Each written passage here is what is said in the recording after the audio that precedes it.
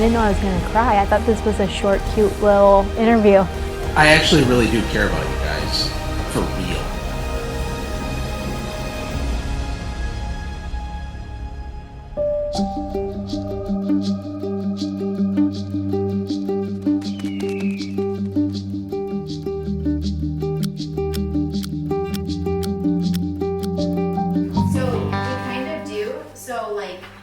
There will be a station in there, but it won't be where Will is, so hopefully they'll have time. And then everybody gets a assistant. So for the things that they need, I'm assuming changing the light bulbs in the bathroom isn't one of those? Oh, sorry.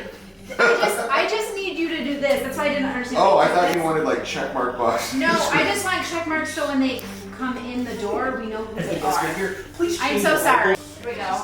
So last weekend I learned about being a literal or an inferential speaker or listener. Very much a literal.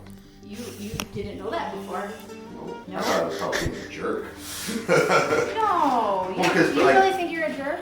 Oh, I used to, yeah. No. Be nice to my friend Eric. Yes, be nice to my friend. Yes. So from 10 to 10:30 is like a welcome and 2 fun mixers, and then like the prep of the day. And I think everybody understands, right?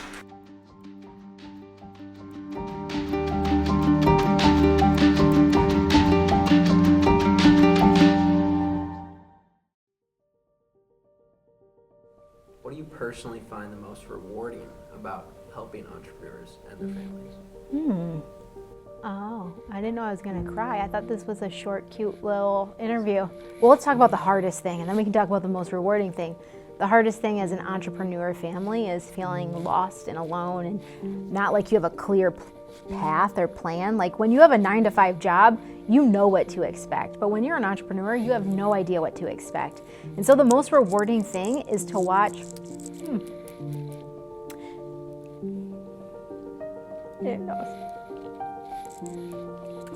I didn't know I was gonna cry, but I knew I was gonna cry. How does that work?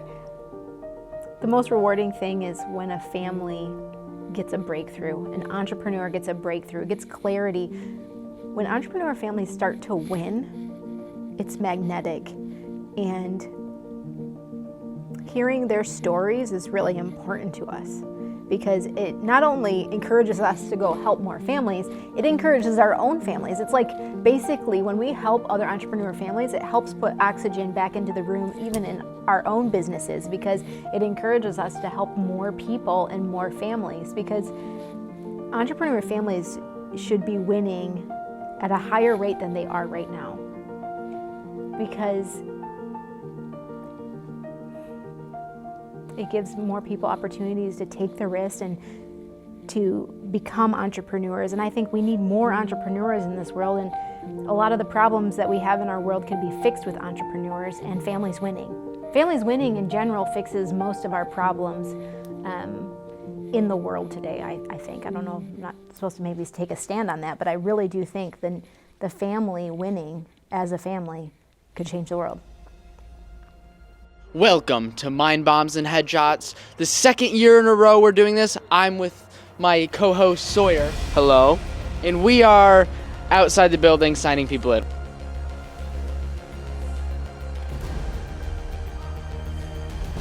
But we're still gonna have a fun time.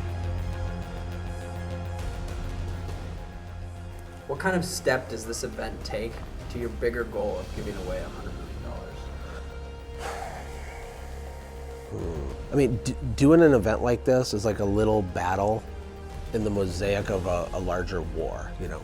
I mean, the more that I get to spend with real local business owners solving real actual problems, the sharper my mind is on what problems to solve in the first place so we can scale our company at large. So, you know, in a way, this small event is like a microcosm of the problems and the things that people are wrestling with out in the world, everywhere. You know, the 30 or 40 people that show up to this at a time give me great insight into what it feels like to be out there. I mean, I had a service company, right? But I sold it like almost 10 years ago. And it's not like I forgot, but things are different now with technology and just the struggles people have. There's more competition than ever before. Pricing and inflation's out of control. So when it comes to War Plan's products and stuff and making something that solves real problems and creates real value, it's a huge amount of value to me to just be around people in the trenches doing it. So in a way, this event helps us go faster with the whole thing.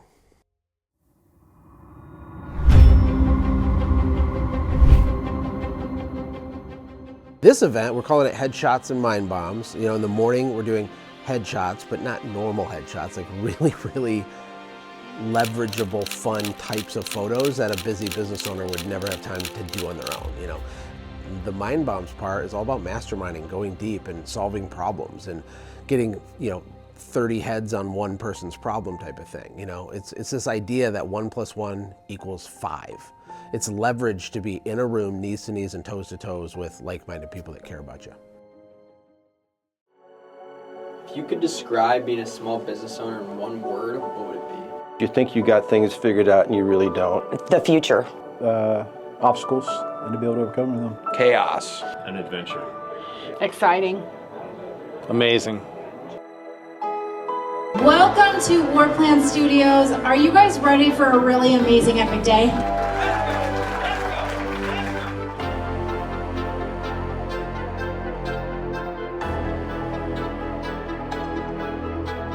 Well, most people don't actually care that much about making $1 million. It's something to aim at that's normal.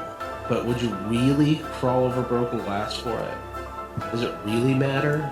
When you strip it all away, it kind of doesn't, and we know that subconsciously. So when things get hard, people don't do what's required to level up, and they get comfortable.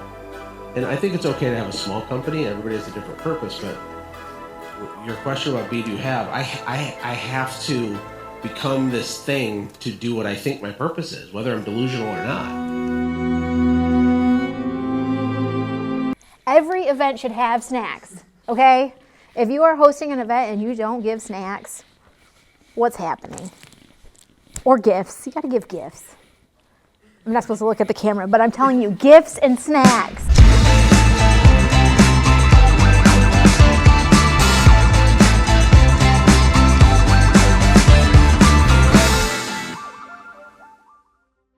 Exercise to help you figure out maybe what your purpose is. It'll get you in the neighborhood. So in the first circle, write goosebumps, or you could put flow state. But there's certain things that so for Brian, for example, when he has Microsoft Excel open, he's in flow state. It's really true, though.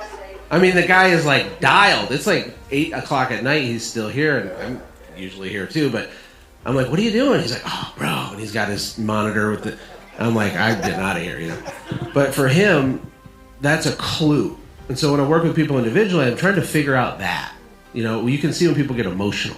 When they get there's a thing. It could be when you coach someone, when you edify someone. It could be to like a Starbucks barista. It could be in all kinds of unobvious places, but you have to start looking for it, right? Then in the next box, I call insatiable curiosities. I'm a nerd. It's not like a new revelation that I'm a nerd. I think everything's interesting. I think a blade of grass is interesting. I could read about a blade of grass for an hour and like it. For real. Not everybody would, but that's an insatiable curiosity for me. It could be numbers, it could be people, it could be behavioral psychology, it could be history, it could be economics, it could be there's no rules. It is what it is. You don't have to apologize for it either. Because the thing that's in you didn't even put there, by the way. That's a whole other thing. Because the word desire means of the Father, by the way.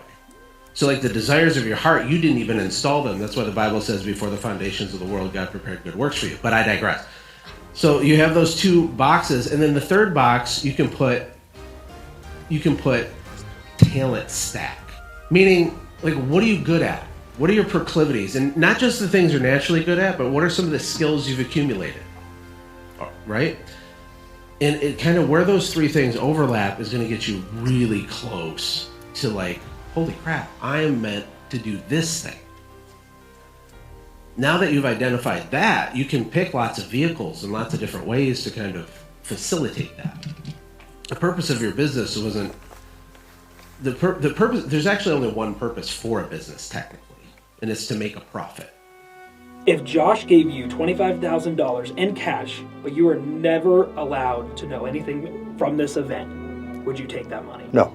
Oh, no. Absolutely not. You can keep your money. No. No. I'd throw it back in his face. Never. Not in a million years. Because the event is worth more than just the exercise yesterday was worth more than $25,000. So $25,000 is temporary, but the knowledge I can make 10 times, 20 times, 100 times the $25,000. My secret angle with all this stuff and talking about business is actually what I care most about is the family.